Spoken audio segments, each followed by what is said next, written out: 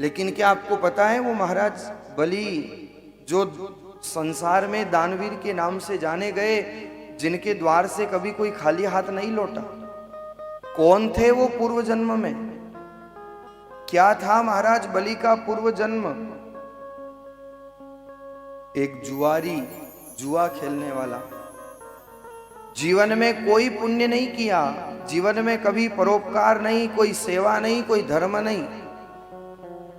और जो जुआ खेल करके राशि प्राप्त हुई, उस जुए में जीती हुई राशि से एक वेश्या के लिए हार लेकर के जा रहे हैं। स्वर्ण जड़ित हार, मोतियों से सजा हार।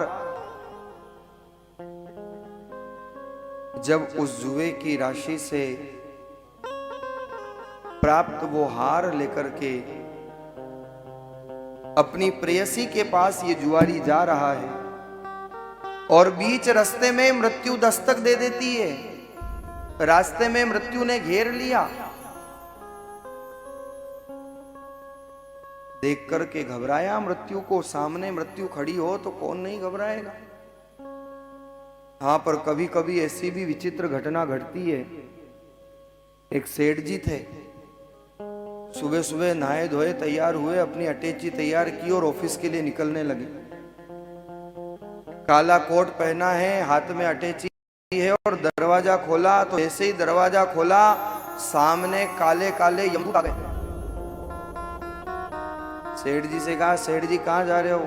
सेठ जी ने कहा, काम पे जा रहा हूँ, कमाने जा रहा हूँ। यमदूतों ने कहा, महाराज बहुत कमा लिया, ऊपर चलो, अल्टीमेटम आ गया है, बुलावा आ गया है। पर सेठ जी थे साहब चतुर। सेठ जी ने कहा, अरे आप आए हो लेने तो जरूर चलेंगे। एक बार तो देख करके घबराए, लेकिन आगत आगंतुक का स्वागत किया। यमराज को डाइनिंग टेबल पर बिठाकर नाश्ते के नाम पर, अल्पाहार के नाम पर भरपेट भोजन कराया। सेठ जी जानते थे ना सेटलमेंट कैसे होता है।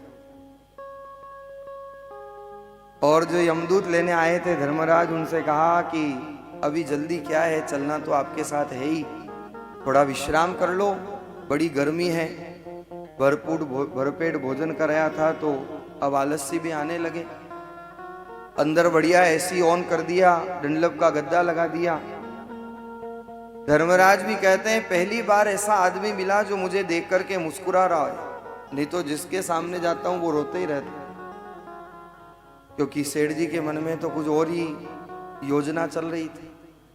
इधर तो धर्मराज सोए, और सेठ जी ने धर्मराज की फाइल देखी तो ऊपर ही ऊपर सेठ जी का नाम लिखा था। सेठ जी ने सोचा मौके पे चौका लगा लेना चाहिए। वो व्हाइटनर आता है, एक व्हाइटनर, पता है ना आपको, ये स्कूल वालों के ज्यादा काम आता है। तो सेठ जी एक व्हाइटनर लेके आए, और वो जो नाम लिखा था उस पे व्हाइटनर घुमा दिया, और अपना नाम फाइल के पीछे ही पीछे लिख दिया। सेठ जी ने सोचा जाना तो है ही, पर अपना नंबर आएगा जब तो 2-3 साल निकल जाएंगे, अपने जो बचे हुए काम है वो अपन सब निपटा लेंगे। और सेठ जी फाइल बंद करके वापिस धर्मराज के पास रख देते हैं। बड़े खुश हो रहे हैं, बड़े प्रसन्न हो रहे हैं। जैसे ही धर्मराज जागे तो बढ़िया शरबत लेके आए, बढ़िया फ्रूट लेकर के आए। धर्मराज भी कहते हैं, महाराज पहली बार इस मृत्यु लोक में ऐसा आदमी मिला है जो हमारी आवभगत कर रहा है, जो मुझे देख करके इतना प्रसन्न हो रहा है। सेठ जी ने कहा कि अब जाना तो है ही, अब क्या दुख है, आराम से जाएंगे खुशी खुशी, उसमें क्या बात। धर्मराज भी कहते हैं, वाह सेठ जी वाह, आज आपके इस व्यवहार से मैं इतना प्रसन्न हूं, इतना प्रसन्न हूं कि आज से मैं आपके लिए अपना नियम तक बदल दूंगा। सेठ जी ने कहा, कौन सा नियम बदलोगे? यमराज कहते हैं, अभी तक मैं आगे से उठाता था, पर अब पीछे से उठाऊंगा।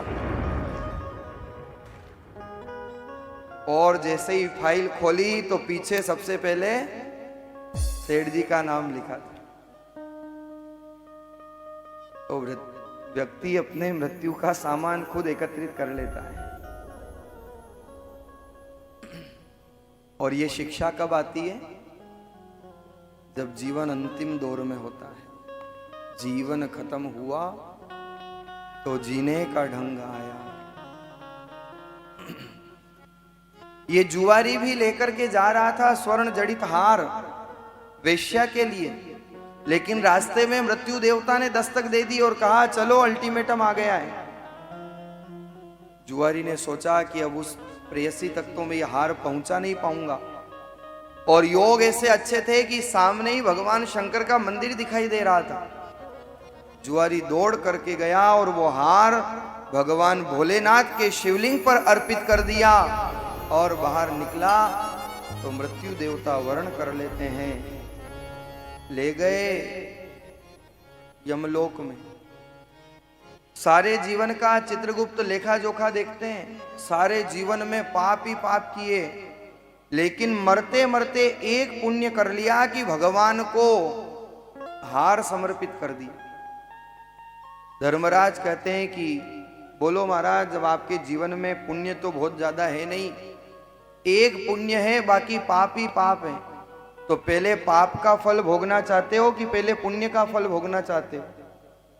जुआरी ने कहा कि अब पुण्य तो थोड़ा ही है, तो पहले पुण्य का फल दे दो, और पाप का फल तो नरक मुझे भोगना ही है, दिख ही रहा है। लेकिन भगवान शंकर के शिवलिंग पर चढ़ाए गए उस हार का फल ये हुआ कि उस जुआरी को उस देह से परित्यक्त होने के पश्चात 3 घड़ी के लिए, 3 घड़ी के समय जितने समय में इंद्र का सिंहासन प्राप्त हो गया। भगवान शंकर को हार चढ़ाने का परिणाम फल 3 घड़ी के लिए स्वर्ग का सिंहासन मिल गया, स्वर्ग का राज्य प्राप्त हो गया, और अब तो स्वर्ग मिल गया, इंद्र बन गए स्वयं।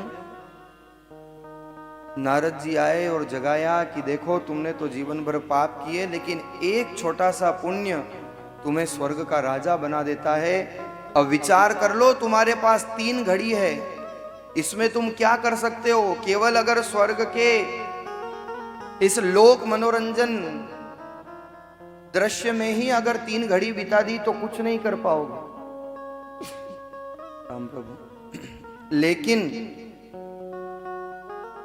3 घड़ी का समय है, सोच लो क्या कर सकते। और जब ये इंद्र बने तो इस 3 घड़ी के समय में मौके पर चौका लगाने में देर नहीं की।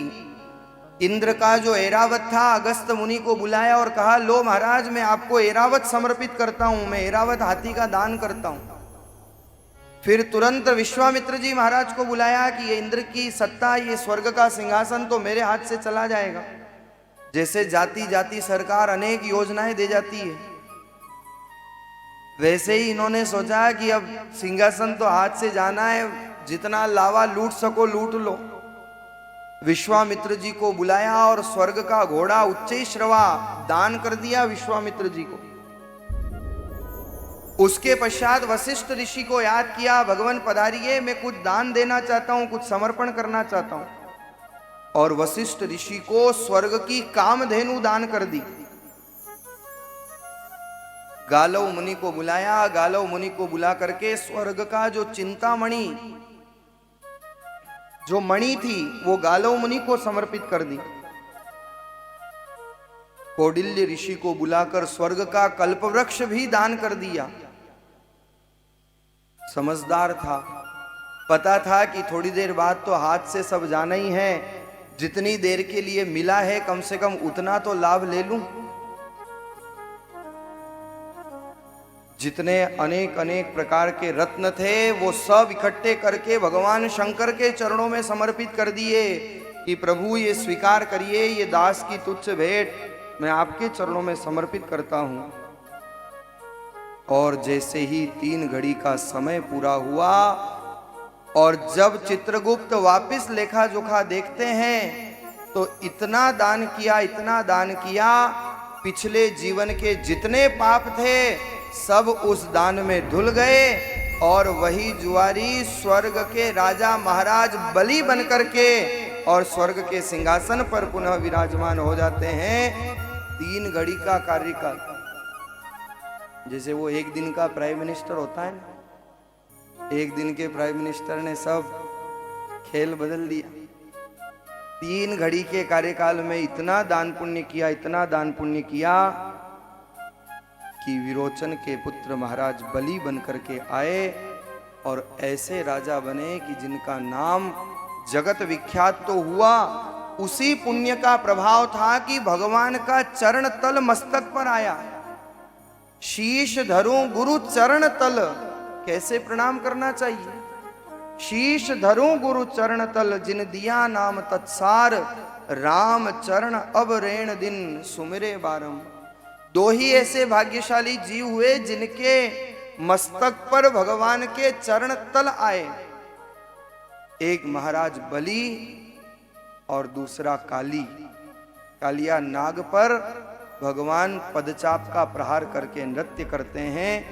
उसी प्रकार से बलि के मस्तक पर चरण विराजमान करके सुतल लोक का राज्य प्रदान कर देते हैं। क्यों महाराज बलि जगत विख्यात हुए? क्योंकि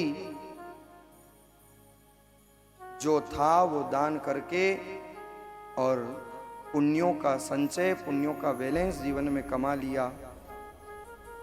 इसलिए तो संत कहते हैं कि मेरा मुझ में कुछ नहीं,